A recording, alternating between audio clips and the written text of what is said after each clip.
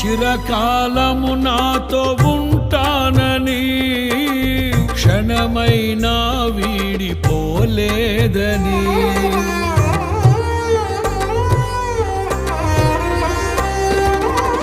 నీలో నన్ను చేర్చుకున్నావని